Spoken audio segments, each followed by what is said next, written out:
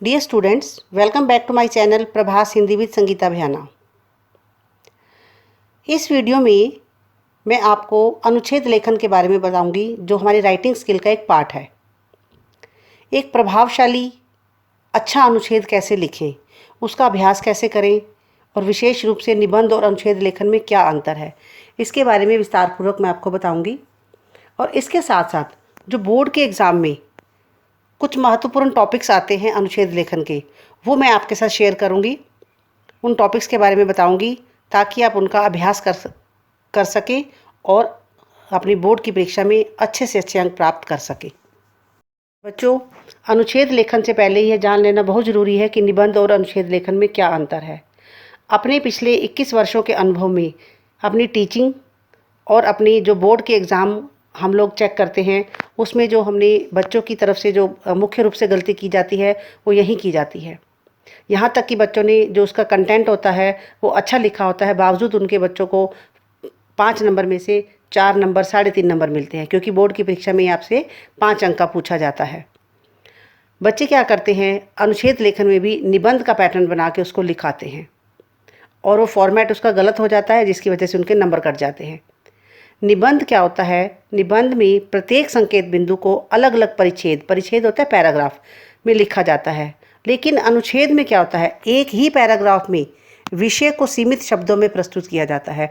जो भी आपको टॉपिक दिया गया है और जो भी आपकी वर्ड लिमिट दी गई है, उन वर्ड लिमिट के आधार पर आपने एक ही पैराग्राफ में लिखना होता है, पैराग्राफ नहीं बनाने होते।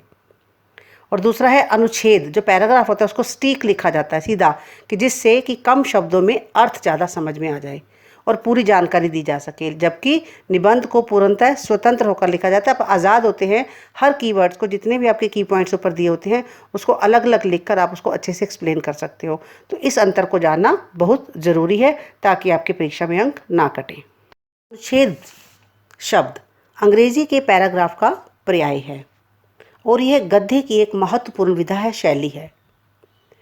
परीक्षा में जो आपसे अनुच्छेद पूछा जाता है वह लगभग शिक्षा, खेल, समाज, राजनीति, साहित्य, भाषा या किसी समस्या या किसी भी क्षेत्र से संबंधित पूछा जाता है, जो लगभग आपने 80 से 100 शब्दों में लिखना होता है। लगभग 10 से 12 पंक्तियाँ, 15 पंक्तियों तक भी हो सकता है। अनुच्छेद लेखन एक कला है, इसे हम लघु निबंध भी कह सकते हैं। इसमें सीमित शब्दों में हमने अपने प्रतिभा और कला का परिचय देना होता है। तो इस तरह से अनुच्छेद सामान्यतः 10 से 12 या 15 पंक्तियों में किसी विषय पर लिखी गई वह गद्य रचना है, जिसमें दिए गए विषय से संबंधित कोई एक भाव अथवा विचार संक्षिप्त और सारगर्भित रूप में पूर्णता के साथ व्यक्त करना होता है। जो अनुच्छेद लेखन में कुछ ऐसी बातें हैं जो बहुत ही महत्वपूर्ण हैं, उन्हें जब आप ध्यान में रखेंगे तो आपका अनुच्छेद बड़ा ही अच्छा बन पड़ेगा। सबसे पहले है कि अनुच्छेद की भाषा आपकी सरल, स्पष्ट और प्रवाहपूर्ण होनी चाहिए। शब्द सीमा का आपको ध्यान रखना है। परीक्षा में जितने शब्दों का अनुच्छेद आपसे लिखने के लिए कहा गया है, आप लगभग कोशिश कीजिए उतने ही शब्दों का प्रयोग कीजिए। 5, 10, 15 शब्द ऊपर नीचे हो सकते हैं, लेकिन कोशिश कीजिए आप शब्द सीमा का ध्यान रखिए। और सबसे इम्पॉर्टेंट बात क्या है कि अनुच्छेद केवल एक ही पैराग्राफ में लिखना होता है। आप इसके पैराग्राफ नहीं बनाएंगे, एक ही पैराग्राफ में लिखेंगे।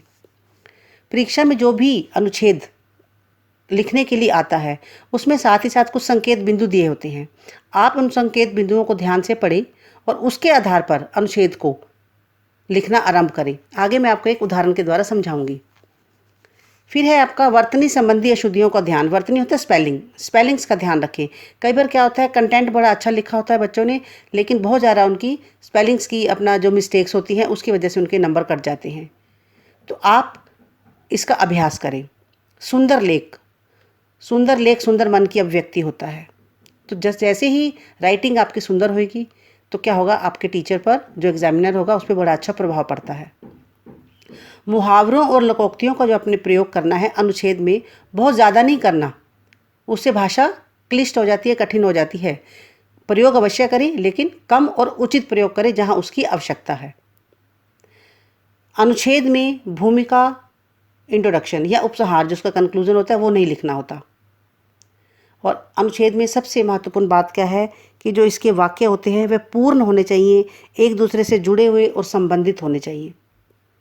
जो भी आपने वाक्य लिखा है उसका एक कंप्लीट अर्थ होना चाहिए। नेक्स्ट है रोचकता, इंटरेस्टिंग। जब भी आप अनुच्छेद को लिखेंगे, वो किसी भी विषय पर पूछा गया है तो उसको इस तरह से बनाएं कि वह शुरू से लेकर अंत तक अध्यापक या अध्यापिका को पढ़ते समय उसमें इंटरेस्ट आए। उसमें किसी भी प्रकार का अनावश्यक प्रसंग ना हो, कोई भी बातें आलतू फालतू इधर उधर से ना जोड़ी जाएं। विषय को अच्छी तरह से पढ़कर ही आप अनुच्छेद लिखें। आप इस बात का ध्यान रखें कि परीक्षा में अक्सर 2 या 3 अनुच्छेद पूछे जाते हैं। आप बार बार गौर से देखें कि कौन सा ऐसा अनुच्छेद है जिसके बारे में आपको अधिक जानकारी है, जिस विषय पर आप अच्छे से लिख सकते हैं। आप उसी अनुच्छेद को पेपर में लिखने का प्रयास करें ताकि आपके पास अच्छे शब्द हो लिखने के लिए, आपके पास अच्छा कंटेंट हो लिखने के लिए। और कटिंग कम करें, अवॉइड करें, काट छाँट ना करें, साफ सुथरा आप उसे लिखने का प्रयास करें। बच्चों, ये कुछ महत्वपूर्ण अनुच्छेद हैं जो अक्सर परीक्षा में पूछे जाते हैं। अपने एक्सपीरियंस में मैंने बार बार यही चीज़ देखी है कि अक्सर इन्हीं अनुच्छेदों में से कोई ना कोई प्रश्न पूछ लिया जाता है। परिश्रम सफलता की कुंजी, प्लास्टिक की दुनिया, युवा पीढ़ी पर दूरदर्शन का प्रभाव, जंक फूड, कोरोना एक वैश्विक महामारी, ये अभी हमारा नया ऐड हुआ है, ग्लोबल वार्मिंग, मीठी वाणी, व्यायाम का महत्व, सत्संगति का महत्व, महानगरीय जीवन, परोपकार, सोशल मीडिया, हमारी भाषा हिंदी, विज्ञान वरदान या अभिशाप, गिरते नैतिक मूल्य, स्वच्छ भारत अभियान, सच्ची मित्रता, भारतीय किसान, अनुशासन की आवश्यकता, आधुनिक जीवन शैली, जल ही जीवन है, हमारे पर्व, समाचार पत्र, बढ़ता प्रदूषण, राष्ट्रीय एकता, मोबाइल फ़ोन, समस्या प्रधान, कोई भी समस्या से संबंधित, दहेज प्रथा हो गया, महंगाई हो गया, भ्रष्टाचार हो गया, नारी शक्ति या नारी से संबंधित कोई भी। तो इस तरह से ये कुछ महत्वपूर्ण अनुच्छेद की जो मैंने आपको एक लिस्ट आपके सामने प्रस्तुत की है। आप अगर इन अनुच्छेदों का अच्छी तरह से अभ्यास कर लेते हैं तो परीक्षा में आपके अवश्य ही अच्छे अंक आएंगे। अब इसका अर्थ ये नहीं है कि जैसे ही परीक्षा सिर पर आई और आप इन अनुच्छेदों को पढ़ने बैठ गए। नहीं, अनुच्छेद का अभ्यास कैसे करें? सिंपल सा तरीका है, आपके पास पूरा वर्ष होता है और पूरे वर्ष में आपके पास लगभग 11-12 महीने होते हैं, जिसमें चलो ज़्यादा नहीं 52 तो आपके पास सप्ताह होते हैं, लेकिन उसमें से आप 40 सप्ताह मानकर चलो। एक सप्ताह में अगर, एक वीक में अगर आप एक अनुच्छेद तैयार कर लेंगे तो आप देखो एंड ऑफ द एग्ज़ाम, जब आपका एंड ऑफ द ईयर होगा, एग्ज़ाम के पास आपके लगभग 40 अनुच्छेद तैयार हो जाएंगे।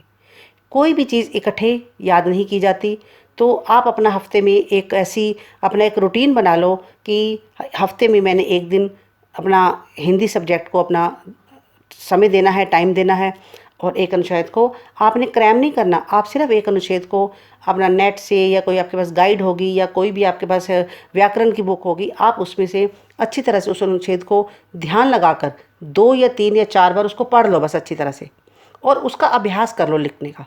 लिख कर, सिर्फ पढ़ने से नहीं, पढ़ने के बाद आपने उसको लिखना है और अपने लिखे हुए को आपने चेक करना है।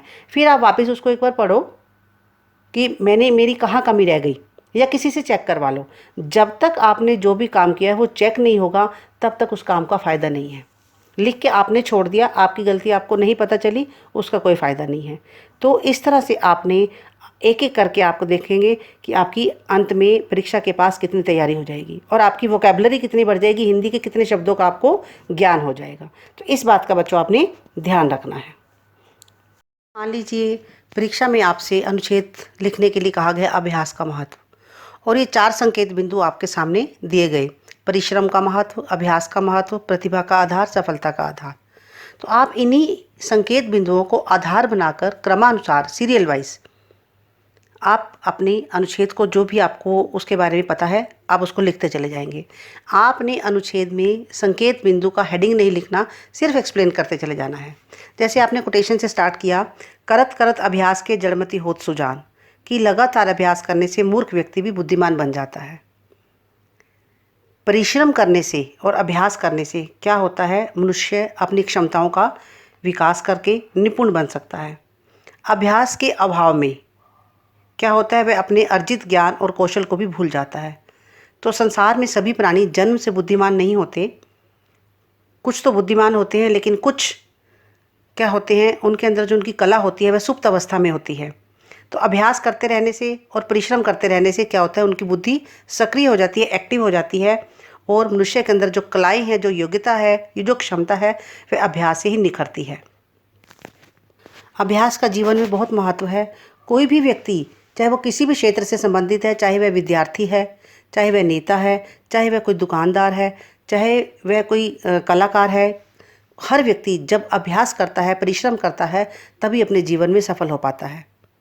लगातार अभ्यास करने से जो अंदर छिपी हुई प्रतिभा होती है, कलाएं होती है, वह बाहर आती हैं, और विद्यार्थी भी सफलता की सीढ़ियाँ चढ़ता चला जाता है और निरंतर पढ़ाई का अभ्यास करता है, तो उसे उसके सफलता के मार्ग में किसी भी प्रकार की रुकावट नहीं आती।